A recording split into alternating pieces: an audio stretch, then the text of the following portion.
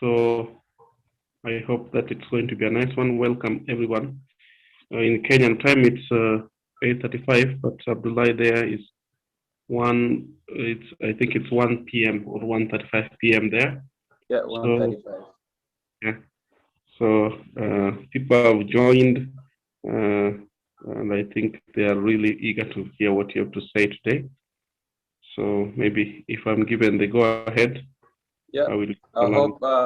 I hope we can learn a few things from each other. And I don't mind if anyone has a question, please just give me a shout and we can discuss it wherever you need. Okay, so maybe my co-host will say when it's ready for you to start, and you will just go ahead. Abdullahi, can you try? Can you share your screen? Is it available? Yeah, can you see my screen?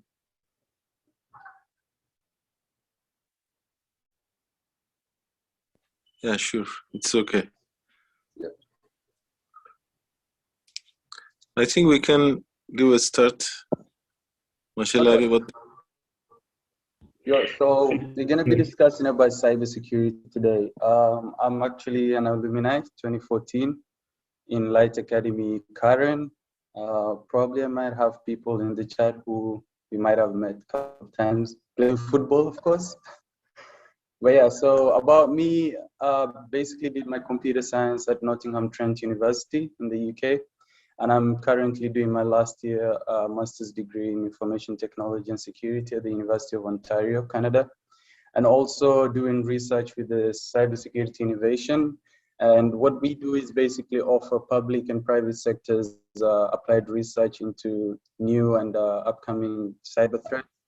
As we know, especially with the US, Canada, there's a lot of espionage going on with China and North Korea and all that. And also many private sectors and public, specifically with the governments. And we basically help them determine if there's governance and risk that is we need to mitigate in order to help them with the cybersecurity. Because it's basically a complex landscape where every day you would have new threats coming in. I think the past, 5 days ago, there was actually a new that was released by the CRA, which basically said 800,000 people. The CRA is basically the Canada Revenue Agency. So 800,000 people's accounts were actually hacked.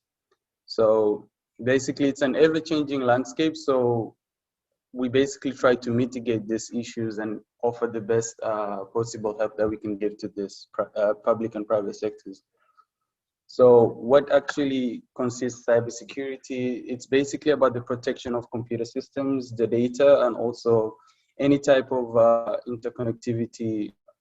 So for example, the PCs, laptops, smartphones, mobile devices, and printers. So anything that has connectivity to networks, then there is a possibility and a vulnerability that we can actually exploit in order to get into someone's system and do damage. So why is this cybersecurity important? The reason why cybersecurity, at the moment, I think in the past few years is when companies have actually come to realize that there is a need for cybersecurity department in companies. This is because like every other time there is an attack happening to a company, and you would see companies actually hiring consulting companies. For example, there was an attack in Atlanta department. I don't know if this was in around 2016. And what happened is basically the whole city of Atlanta shut down. And the hackers were basically asking for ransom to be paid in order to restore everything. And if you look at it, they basically lost everything to do with permits, contracts that they had with companies for construction and everything. So there is a need to actually have cybersecurity governance and also a team that is there to actually mitigate these issues. So why is it important? It basically enables the staff to carry out their jobs. It decreases the threats and of current and future vulnerabilities. Well, I wouldn't say future vulnerabilities because different patches of security updates that always come with the OS operating systems basically have vulnerabilities. So you can always exploit them. Every other day, you will definitely find an exploit in a Windows system. If you're tackling maybe Eternal Blue, you will have to Jenkins. I don't know if everyone knows about Jenkins. So you would have different vulnerabilities that come up every other time. So you can try to mitigate by having certain IDSs, intrusion detection systems, and prevention systems in order to mitigate the amount of thing that it can do to the system. So it basically the decrease the threat of current and future vulnerabilities, and also it tends to help and support the critical business processes. For example, if for the governments, some of the government researchers that we deal with is the Durham Region Police, which we basically help with forensics and actually some of the crimes that actually happen. We tend to exploit people's let's say flash drives, if there's any that they do get from forensics when they collect through crimes, and then analyze them to understand if there is anything that we might use as a thing to support them in the court cases. So we can help them basically by understanding what crime has been done. If there's anything in those systems or computers that they do collect, we basically help them to understand, hey, there is this that we might help support them. But of course, they need to have a valid warranty to do it. There's a lot of laws that you have to follow within Canada. And let's go to the other slide, which is the CIA of cybersecurity. Why is it important? So one of them is the confidentiality, integrity, and availability. So the reason why we need cybersecurity is to ensure that all information remains confidential, and only people who are allowed can access it. So for example, that can be you. We can take an example for banking, which basically only you can access your accounts. Or if you do call the banks and you have, you let them basically access your credit scores and ensure that your day-to-day banking is working. Of course, in the bank, it will be confidential. But however, if you have system and it basically breaks this vital, which is the confidentiality, in Canada, there's huge fines that a company can face if there is anything to do with confidentiality of a person actually being tampered with. And this can range to you actually launching a suit. You can actually sue the government or the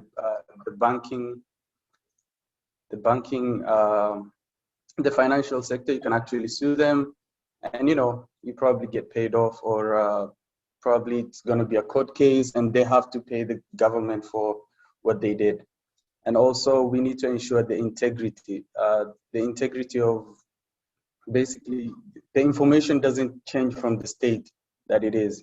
So if you have, let's say, a certain amount in a bank and then you wake up the next day and you find out that it's not the amount that it's supposed to be, then that is what we mean by integrity. So if you basically lose the integrity of the information and it's not accurate, then you're basically damaging the integrity of the system. And also we are looking at the availability, so making sure that the information is available at any time and the person can access it from anywhere that they want to, whether mobile banking, whether from their laptop, any other way, and make sure there's copies, offshore copies, and also within the facilities in the banks or in the government sectors. So within Canada, there is a huge employment gap for cybersecurity. So this will give you a good idea of what I mean. So 69% say that the cybersecurity are understaffed, meaning they don't have enough people who can actually tackle the day-to-day cybersecurity issues that actually exist within the companies. And also 59 have unfilled positions in cybersecurity positions. So you would have actually companies looking for people to hire, but they can't hire people because they actually don't have the cybersecurity technical being that actually they need. And also the 32% say that it takes up to 6 months or more to fill in a cybersecurity jobs. And this means basically having only 32%, it takes 6 months. So many companies tend to go for consulting firms to actually fill these positions. And hence they actually spend more on actually getting technical skills to actually fill these positions. So for example, there was a company that actually worked with the cybersecurity innovations, and they basically said they were spending almost close to 2 million Canadian dollars to actually, they were actually spending it on consulting companies to mitigate risks of cybersecurity. Because, so you would have certain frameworks that actually get updated each other time. And these frameworks, every company is given certain period of time to actually, implement these frameworks. And if they don't, then they have a risk of being actually taken to court or actually being told to pay a certain fine, which every company actually tends to run away from that. So they actually tend to go for consulting companies and actually end up spending more than the budget they actually tend to spend. So, and also 29% say fewer than 1/4 of the job candidates are qualified for cybersecurity positions for which they apply. This is crucial, the reason why it's in the orange, because you might have cybersecurity technical skills, but as we go to the next slide, you will know what I'm talking about. So the reason why this is someone would have technical skills, but what differentiates you from the other person who's actually applying for the same job? So that is basically, let's say I would have technical skills doing penetration testing, or I will have technical skills doing risk and governance, or any other part of cybersecurity. However, if I don't have certain certifications that actually qualify me to do that, as I was talking, for example, the CISA, the CEH, or the CISSP. So in order to, you gotta have such certificates for actually company to trust you with their networks, to trust you with their systems, that you can actually do what you intend to do. And having actually these qualifications puts you in a higher position than people who actually just have a normal, let's say you just finished your master's, but you don't have any other certification. So this gives you basically a probability of being hired. So what is the value of certifications? So it's basically, it's growing in demand. So you basically stand a chance to get hired if you do have certain certifications, especially with the CEH, Certified Ethical Hacker. It's offered by EC Council, and it's, I think, 4 hours of penetration testing. And after that, you need to have more than 70% to actually go through and actually being certified as an ethical hacker. And actually, by getting the CEH, it enables you to actually be hired by companies for penetration testing. There's actually different certifications that you can do. After CEH, you can do for OCP, and you can go as high as you can, depending on the sector of cybersecurity that you want to go into. So you can go into governance and risk and actually end up doing CISSP, or go ahead and do CISA, which is also governance and risk. But usually more people who do penetration testing, actually money-wise or career-wise, you can actually be home and actually get paid by external companies to actually just do penetration testing for them. And the pay is pretty good as well. So in the next slides, we're going to look at hacking exploits. At the end, we're probably going to do a simple demonstration of DNS spoofing attack. I hope everyone will be excited to see that. So first thing about hacking and exploits, we're looking at footprinting and reconnaissance. So this is a process of gathering information about the target. And also you can use this type of gathering using nmaps, which is in Metasploit systems. And also you can use Wireshark to basically gather information about the network the person is using, the operating system, you know, to further know what type of attack you actually intend to do on the system. So this can be either active or passive. Active meaning that it's directly interacting with the target to gather information about the target. And also passive meaning trying to collect the information about the target without directly accessing the target. So, and also footprinting, which is also collecting information on the network, the system information, the organization. This is critical in hacking, because if you want to conduct a social engineering attack, footprinting is the critical part that you actually need to do. So you would see hackers actually doing this before the reconnaissance stage, actually getting information about the network. However, for them to do this, the highly likely, the possibility the person has to be actually in the system or actually within the organization. So, and also the process of mitigating it, you can actually know if you're within the system, the network of the company, you can actually know how it's done and actually how they conduct the network. So they might use Wireshark to actually know the type of network you're running, the IP addresses of certain computers, and then using that, they conduct the attack. And also, you know, I call it kind of stalking, because you can use also social media, search engines, and job sites. So you would have a, let's say, for example, in you'll have a job, basically, job post basically telling the person who is trying to apply the type of system you might be using, the type of you know, like technical skills you might need and everything like that.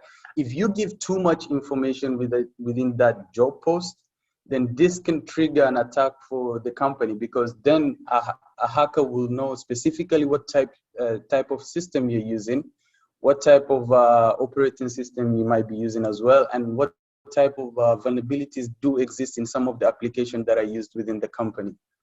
So the benefits of footprinting for ethical hacker, basically it's to know the security posture, to reduce the focus area, meaning you're not searching in a wide range, so you just reduce the area of the search, and also identifying certain vulnerabilities. For example, if the person is using Microsoft 2010, and actually the 2010 that recently there was a hack in Microsoft Exchange Server, if everyone knows about it.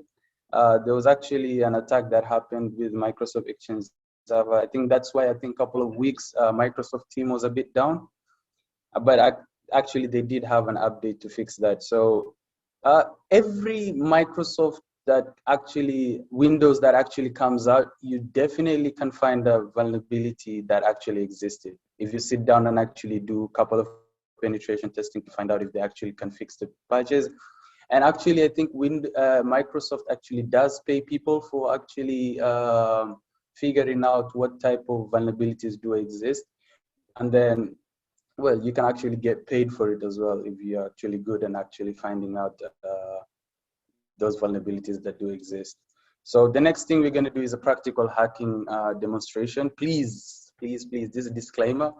This is just for purpose of education. I'm not harming any system. I'm actually using a Kali Linux and a Microsoft Windows 208, and I'm going to do a DNS spoofing. So I don't intend to teach anyone about illegal or malicious activities, and also I don't support any kind of illegal or malicious hacking. So let's go ahead, and if someone has a system, Kali Linux, I think we can do it together. So let's go ahead and do it. Let me just share my Kali Linux.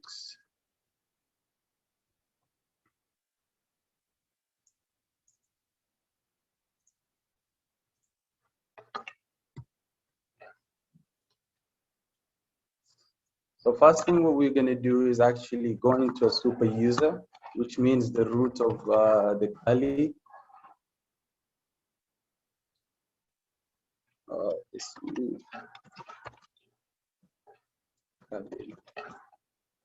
So as we're in the root, what we're going to do is actually, if anyone knows the Apache 2, it has an index HTML. So first things first, let's go through the windows. I don't know if it's up at the moment, but I just want to show you before I actually load up the Kali and do the attack. I want to show you how it's running at the moment, and once the attack happens, what kind of appears. So what is DNS spoofing? Can anyone please just go ahead and, you know, if you have any idea of what it is? Anyone? Okay, so what DNS spoofing is basically catch poisoning. So what I will do is I have, let's say, google.com, and google.com might be running very well. And what I will do is poison that system in order to basically come up with a similar or a face, but you have no idea that this is in a company scenario. Once I get access to the network, what I can do is do a DNS spoofing, and actually I can target a specific computer, let's say for the CEO or the CFO, and then whenever they log in into the company's system, let's say the login details, I can basically change the HTML website to actually look like a similar to the one that they actually use. And by doing this, I can record the background logins of the actual the CFO account details. And once they click on login, it will probably say we cannot load up this website. But at the background, I've already collected the login, so I can let him go ahead and actually reload it. And then after that, I can actually take the logins and do it from my side and actually get into the system and actually do whatever I want to do. So let's go ahead and show you first how it will come up now.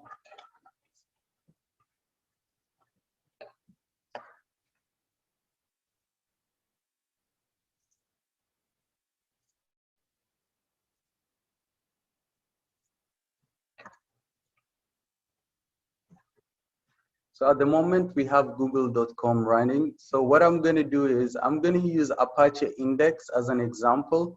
So next time, once I do the attack, I'll run google.com, but google.com won't come up.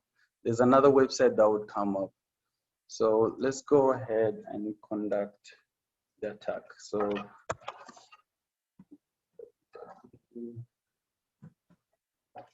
So in the HTML, there is index.html. I just wanted to show you a brief of how it looks. So this is how Apache default page looks like. You can always change it. You can always edit it, you know, using Notepad or any other terminal.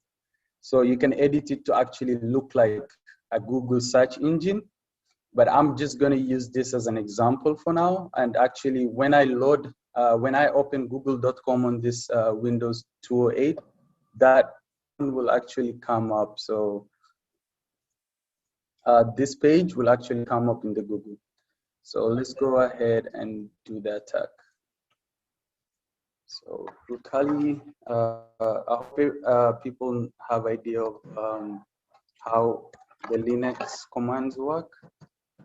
So ww and then ls, that's the HTML folder. So cd HTML, and then I'm in the actually HTML. So what I'm going to do is ls, find out the page is already there. So the index HTML I was just showing you.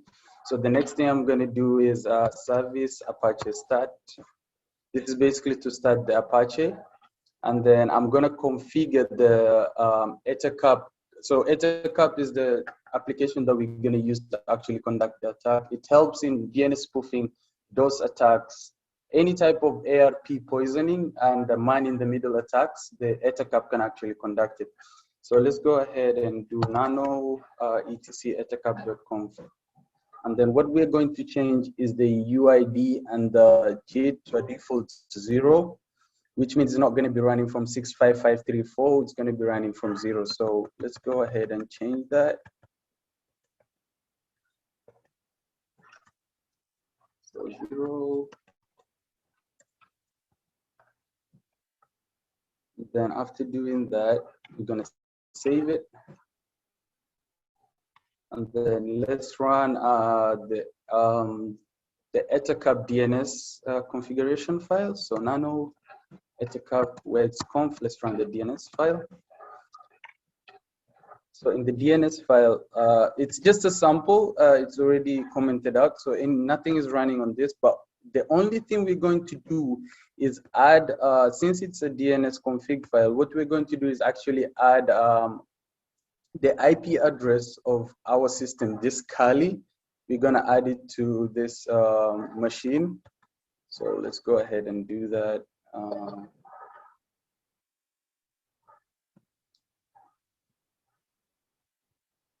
let's go ahead and do it here. So we're gonna do star, capital A, 192.168.2.5.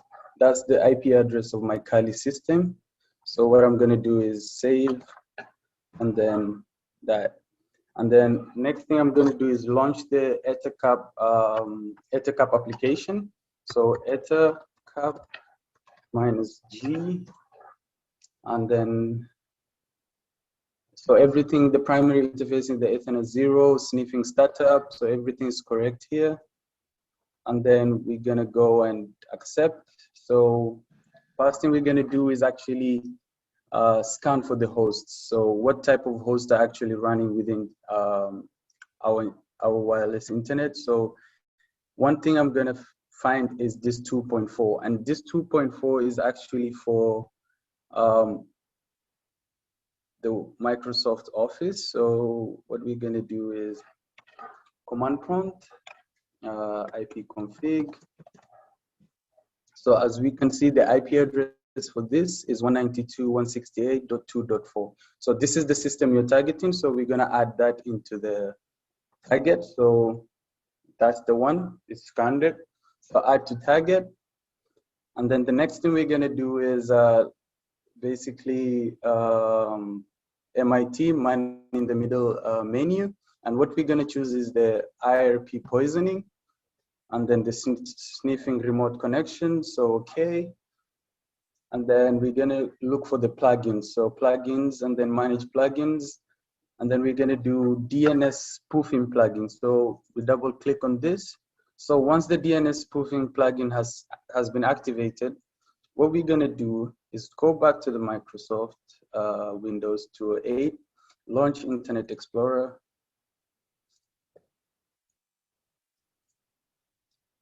And then load up Google now. So there you go. So the DNS spoofing has actually worked. So you can actually change this website to actually run the way you want it to run. So even if you want to do Facebook, you can run it. You can run Gmail, still come up the same. So whatever website that you want to run, you can actually change the HTML to look like the Gmail, or you can change the Facebook to look like the actual Facebook. And then once you do this, you can actually run a code at the background to collect the information that the person is actually putting in. At the end, once he presses login, it's not going to go through, but as soon as he presses login, you can actually get the connection from your side and actually let them go through to the normal Facebook, but already you have the login, so you can just conduct the attack. So that's it for the presentation on DNS. If anyone wants to ask me a question on that, please just go ahead and yeah. So yeah, that's it for me today. So anyone with any questions, please just go ahead.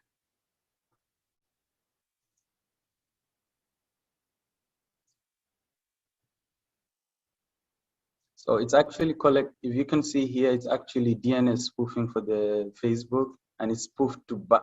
It spoofs back to my Kali Linux. So that's where I was actually conducting my attack. Yeah. So that's it all for me today. I hope you actually learned a few things from what I just did. In case of anything, you can always just catch up with me on the Light Academy. I think the ICT group on WhatsApp. So yeah, that's it for me. Richard, are you there?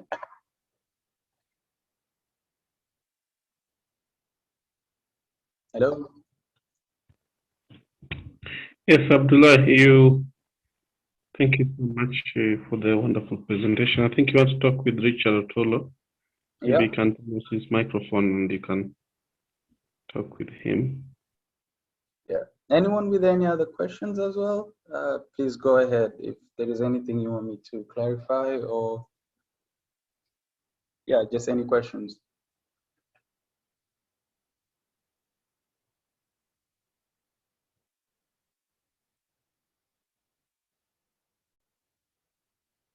Is Mr. Javat on the chat as well? I see. Yes, he's here. He's here. Mr. Javat is here. John, you can talk with the student. Yeah. Mr. Javat. I see also a couple of my classmates. I see Tony there. Tony. Yes, I'm good. How are you doing? I'm good. I'm glad you participated in the Zoom meeting. Is there any questions or anything that you find interesting?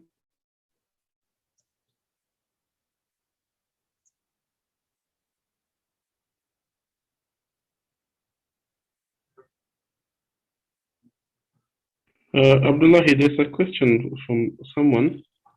Yeah, on the chat? Yeah, requirements to do computer science. Where can I see the chat? Oh yeah, let me just bring it up. Oh, requirements to do computer science. So when I was in IGCSE, I was actually doing physics as the sciences, but I think it all depends on the knowledge of ICT that you actually have. So mainly being programming languages such as Python, Java, C++, C#, and having, of course, interest in actually going into ICT. Yeah, so just basically the thing that I would say for computer science. And also it depends on the type of university you go to. They probably will take higher marks. For when I went to the UK, I actually had to do a foundation year and then go to, after that I went to, what is it called? The first year of uni. So you can do that once the GCSE or anything examination that actually finishes, you can go ahead and do the computer foundation in IT. And then after that, go ahead and get into computer science. It's actually an interesting subject. I would say it opens your mind to a lot of things. You can go into 3 different sectors. You can go into networking and security, games technology, and just information systems in general. So there is another question. What would you recommend for someone who wants to do information technology in business? What to specialize in without maths? I would say information technology in business, you need to have a knowledge of statistics, a bit of calculus. I don't know about the business side of IT because I really am more into the technical aspect of it, but I know even my master's that I'm working on, you basically need to have no calculus and a bit of algebra here and there, and also mainly statistics, especially when you're doing AI, you're running any AI applications and you're running with Python. So a bit of statistics will kind of get you going if you know it. But I think also in IT, you definitely need a bit of background in maths because if you look at it, if you're writing scripting in Python, I would say sometimes determining what you want to do next will need a bit of calculation, knowing that, okay, if this is what I wanted to do, what is the extent to which I want to actually go ahead and implement this idea. Or let's say if you're running a script, for example, an SQL script or a data manipulation script, you can actually go ahead and you can do a couple of calculations either within SQL or you actually do it and then actually implement it on the SQL. So you do need a bit of maths. Best universities in IT for UK. I would say King's College in London, Brunel University in London, also Keele University that is in Stoke-on-Trent, close to Manchester, and also Nottingham-Trent, the one I actually finished. It's pretty good. A lot of teachers actually go way beyond to actually make you actually fall in love with the subject, and you actually meet people from different countries, and the interest grows more. So I would say, depending on the actual mark that you have for GCSE, then if you do apply through the university application centers, then they will literally let you know what type of university that you can actually get into.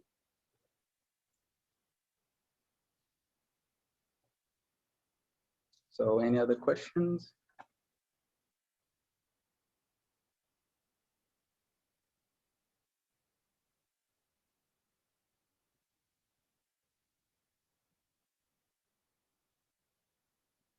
I didn't understand the last word. The most paying IT course, you mean? E.g. Yeah, so I would say if you get certified as an ethical hacker, I'm just talking about my knowledge in Canada, and you actually, most of the time you don't get hired by a company full-time. You get probably contracts, and those contracts probably can run for 6 months, and the pay can be pretty good, depending on the company, of course. If it's a public company, then the benefits might be more than the pay. But I know if you actually go into a private company, then, and they do hire you full-time, you can actually make about 90 to 110,000 Canadian dollars. So going into security is actually a good thing. How long does it take to finish a course? Just be specific. What type of course are you talking about? Degree or master's, or what are you talking about?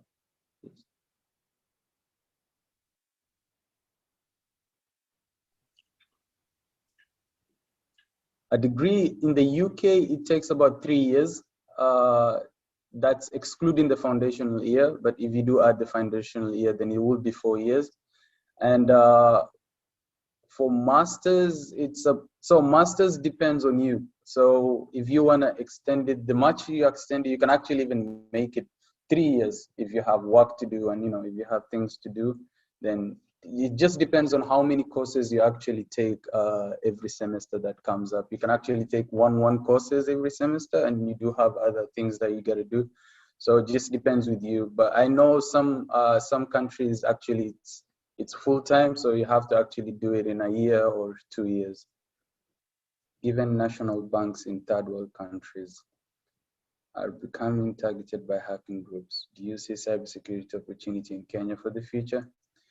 Of course, yeah, I do see an opportunity, but one thing that actually I was doing a research on this, and one thing I found out is that there's no laws and frameworks that actually protect companies against this hacking groups, or actually anything cybersecurity. So you wouldn't have people who actually have they might have the technical skills, but you wouldn't have actually companies hiring people. You know how I was there in Kenya for 1 year in 2018, and as I was doing some IT internships around, I came to find out that many people don't actually take IT that seriously. If you look at it, but you know, you never know how, as the world is progressing and everything becoming digital, then you definitely will find opportunities coming soon. So yeah, just look out for it. But yeah, I would say if you want to get into hacking, try study as well, and try get certified as an ethical hacker. Or if you want to get into the risk and governance aspect, try and get into CISSP as a system auditor or CISA. And through that, actually, you can, I think mostly banking and financial sectors, they basically kind of want many people in the risk and governance aspect, but you can actually go ahead, you know, it's never too late to actually go and do ethical hack as well. So basically penetration testing is about 4 hours. The OSP is about 24 hours of penetration testing, I think, but you do get breaks in between, which I think that is probably the next thing I'm planning to do. So there is another question. Hi, bro, just a question on SOC 1. SOC, I manage a SOC. I have experience in risk and audit. I would like to ask you, which training path would you for SOC team? Currently, I've completed SOC 1 and 2, 3 on cyber. So you can actually, so if you're doing SIEMs for the SOC training path, I would say if you go into EC Council website and if you get certified as a SOC analyst, that would be the first thing that you can actually do. Then you can actually get recognized by EC Council that you can actually conduct any SOC. So that would be the first thing that I would do if I was going into SOC analyst aspect. So get certified by EC Council. I know Sudbury does offer various courses, but I don't think they do give out certifications for it. And you know, actually just adding to it, some of the certifications you actually need to pay to actually like go through the training for. CH is about $800, I think. For the SOC, depending on the training partners that you actually go into, you can actually get it for 400, 500, around that area. So I would say get certified as a SOC analyst.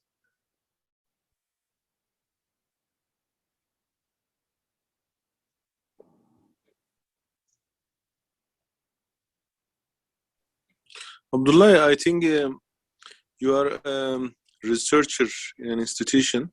Yeah. So what is that? How can you tell us more about the institution? So it's University of Ontario has two main departments for research, which is the Cybersecurity Innovation Center and also the Artificial Intelligence Innovation Center. So what the Cybersecurity Innovation Centers do is basically small SMEs and public and private companies that actually come to the university to actually get, like, we basically offer researchers into latest innovations or actually make them compliance to certain frameworks such as the NIST, the CSF, and different frameworks, the HIPAA for health organizations. So we basically help them in risk and governance, as well as a bit of penetration testing. We have many companies actually coming to do any risk and governance.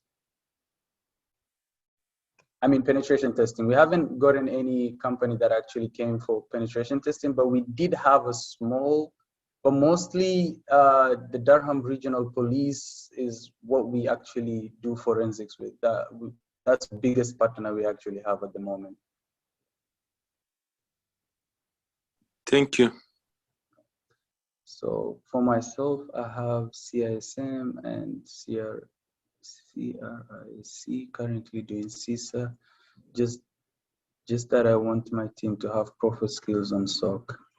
Thanks. Hey, I actually think you're very well certified, right? Having a CISM and a CRISC and also working on CISA at the moment. I'm planning to actually do one with the governance. I've done the CISA and the CISSP, but also after CISA, there is actually another certification on top of CISA, but it actually takes about 3 years experience within the field in order to actually go on and to do it. So yeah, hey, kudos to you, man. That's pretty good, the certifications.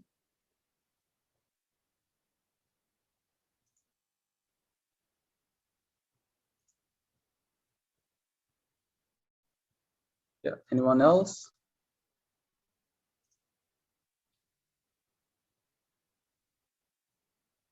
So anyone, just a quick question, anyone had any experience with hacking before? I know Richard, are you there?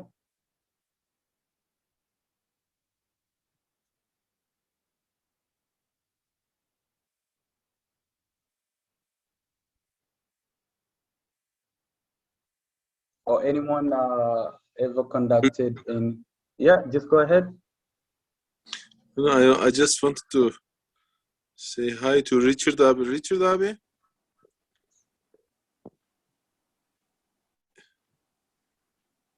I think maybe the microphone might not be working. Maybe. Yeah. If Normally, there's anybody with a question, they can ask.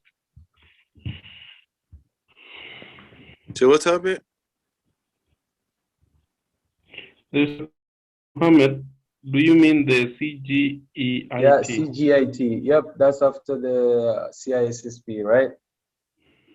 But you do need to have, I think, 3 to 5 years experience to actually go ahead and do that within the information systems. So after that is when you're able to go ahead and do it. And also for CISSP, if you're planning to get a CISSP certifications, they don't certify you immediately. They actually give you an associate certification, meaning that you're actually part of this CISSP.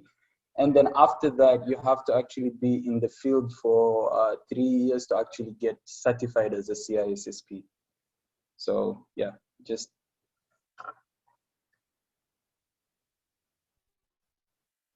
Yes, true, but you can pass the exams and work on the experience. True. Yeah, you can pass the exams and then get an associate certification. And then after that, work on the experience for 3 years and go ahead. And then by then, I think if you produce every requirement that they need, and then they'll just send you a certification for your certified one.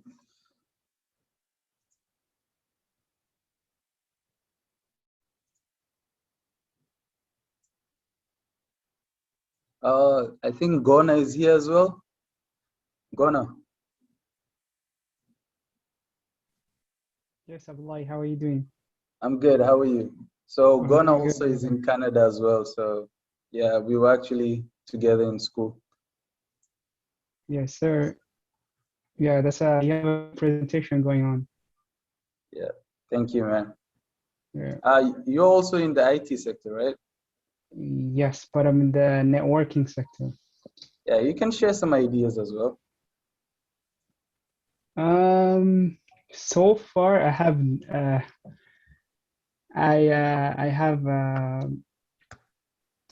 my CCNA. That's like a completely different sector from what you have, and I'm working on cloud right now. Yeah, you're focusing more on cloud security, right? Yeah, but I'm still learning the cloud basics. Yeah. And then I'll get to security later. For sure. Hey, we're here in Canada together, so definitely. Yeah, yeah, bro. Gona, is Ömer also around? Omer is doing something else. I think he's into animation. Yeah. Yeah, So you are all together there. Are you also in Ontario? Yep. Yes. Oh, nice. You have a team there. You are all 20. Gona, Ömer. We have a team of Light Academy people here as well. Kabisa. Yes. Yeah, anyone else with questions? Tony, any questions? Abdi? Mr. Jevat, how are you doing? I am fine, Abdullahi. How are you? I'm good. How are you doing? I haven't am seen you fine. in a while. Yeah, long time. I'm just listening to you. Any questions? I'm getting information. You're breaking. Come No again? question. No questions. Like you made everything, more things clear. Okay? I was saying like you made most of the Just come again. I think you're breaking.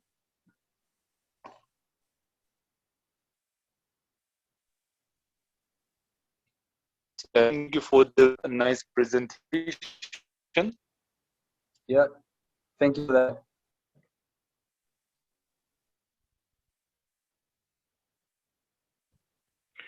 Thank you so much, Abdullahi, for the wonderful presentation.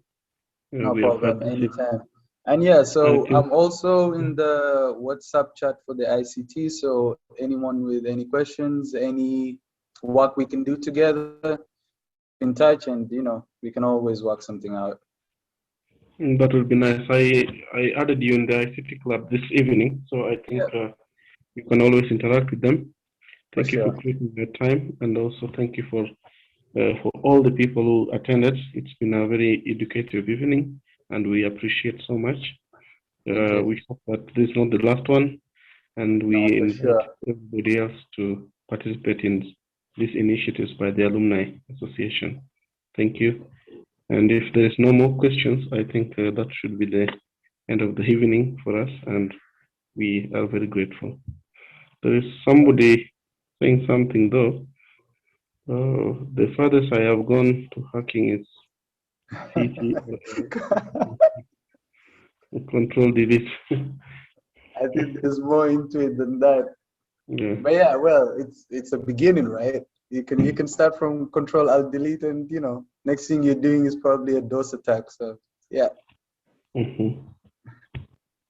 Yeah, so that's it from us to you. Thank you so much. On behalf of the Light Academy Association, we are very grateful. Thank you. Thank you, guys. Appreciate it. Hope to see you guys soon. Okay. And probably we'll have more presentations like this going ahead. Hopefully. Thank you so much. Have a nice one. Stay safe, brother. Just a quick question. Yeah, okay. My background is on. I have experience on audit and risk. Just from my chat, I manage a SOC. So most of the work is done by the SOC analyst team. But now where I come is, when to oversee their work, and then I also help them in the risk assessment, understand the kind of different risks that our clients face. So what we normally do is we normally do the managed services. Managed services, you said? Whether it's bank, managed services. Okay. Where we get to see the client traffic, and then you try to identify abnormal, if there's any issue, and then you report to them when the system is down. If there's any case of fraud, maybe you alert them. So my major question was, I want to improve the skill of the team, because I want them to have more technical skills, because my work is more like supervision and guidance. So which training path would you recommend? I would say, are they? Yeah, go ahead. So far they have done okay. The tool that we use is the 40SIM. I think you're aware of. You've heard of it. Yep. Yeah, we use the 40SIM to manage the we use them for the client. So which kind of training would you probably advise, so that at least I can improve on the technical skills of the. Okay, so just a quick question.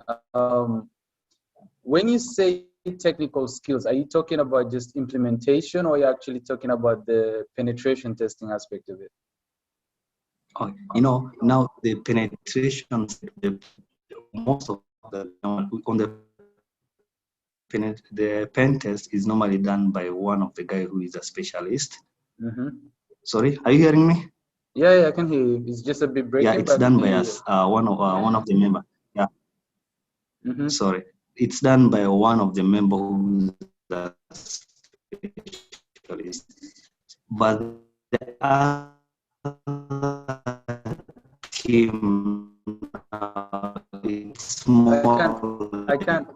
I can't hear you well. It's breaking.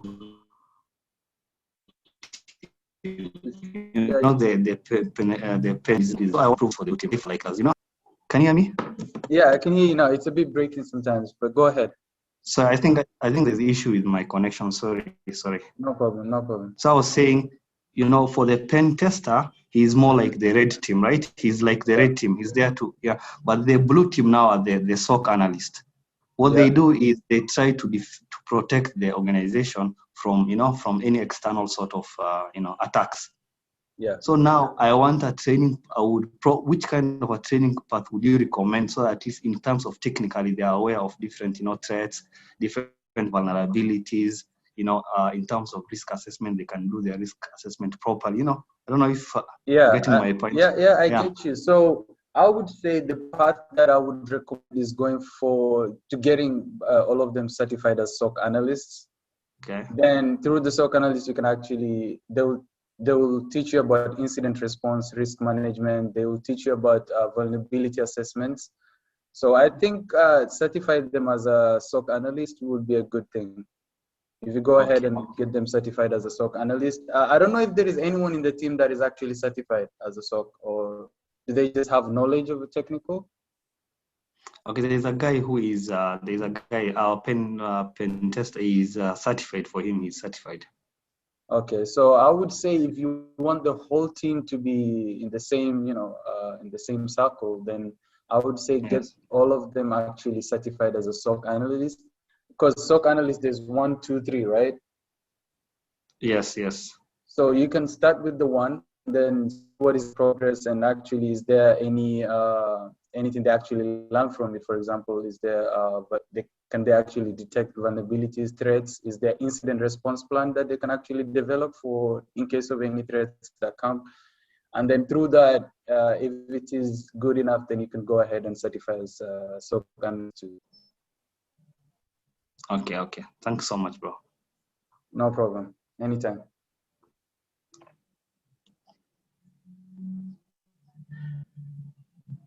And we can always get in touch and discuss about that as well.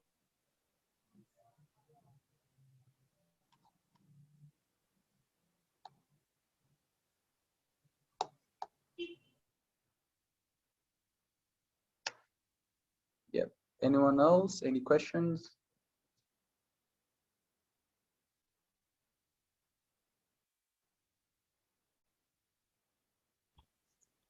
Yes, Abdullahi.